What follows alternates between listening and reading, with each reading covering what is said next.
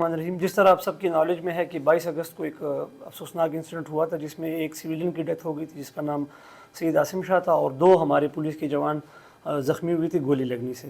تو اس سلسلے میں 2 طرفہ FIR درج ہو چکی ہیں آلریڈی.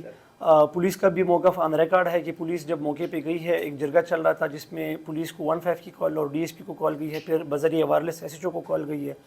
پولیس جب موقع پہ پہنچی ہے تو ایک ایوب نامی ایک شخص بامسلح کھڑا تھا جس کو غیر مسلح کرنے کی کوشش کی گئی، اور اس قفل کے دوران گولی چل گئی جس سے عاصم شاہ کی ڈیتھ ہو گئی، اور ساتھ میں 2 پولیس والوں کو گولی لگ گئی. جبکہ مقتول کے ورثاء کا یہ موقف ہے کہ SHO نے اپنے ذاتی پستول سے ایم کر کے مقتول عاصم شاہ کے اوپر گولی چلائی ہے جس سے اس کی ڈیتھ ہوئی ہے. ہم نے دونوں کا ریکارڈ، دونوں کا جو ورژن ہے وہ ہم ریکارڈ پہ لے کے آئے ہیں. ہم نے 2 طرفہ FIR اس میں درج کی ہوئی ہے. اب تک کی صورتحال یہ ہے کہ 2 طرفہ پارٹیز نے، یعنی SHO، سابقہ SHO اور مقتول کے ورثاء، دونوں نے اپنے اپنے BBA کیے ہوئے ہیں. ان کی گرفتاری تاحال پینڈنگ چل رہی ہے، یعنی BBA کی وجہ سے.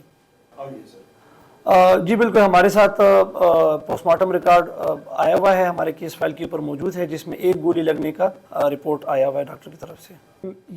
یہ بات تو کلیئر تفتیش میں ہی ہوگی، لیکن میں نے آپ کو 2 طرفہ موقف بتا دیا ہے کہ SHO جس نے اپنے FIR میں یہ موقف اپنایا ہوا ہے کہ جی ایوب نامی شخص سے جب بندوق چھیننے کی کوشش کی گئی تو اس سکفل کے دوران گولی لگ گئی، جبکہ مقتول کے ورثاء کا موقف یہ ہے کہ SHO نے اپنے پستول سے گولی ماری ہے. دیکھیں، لائسنس ہونا یا نہ ہونا ایک الگ چیز ہے، اگر ایون لائسنس ہے بھی تو وہ سچویشن ٹوٹلی ڈیفرنٹ ہے. بہرحال ہم تو اس فیکٹس پہ چل رہے ہیں کہ آیا کس کے بندوق سے گولی چلی ہے جس سے مقتول عاصم شاہ کی ڈیتھ ہوئی. مارٹم رپورٹ کے اوپر ڈاکٹر نے صرف انٹری اور ایگزٹ کا وونڈ مینشن کیا ہوا ہے. اس میں فی الحال ہمارے پاس پروجیکٹائل یا کارٹریج کا کوئی ذکر نہیں ہے کہ وہ 9mm کا راؤنڈ تھا یا کسی اور بندوق کا راؤنڈ تھا.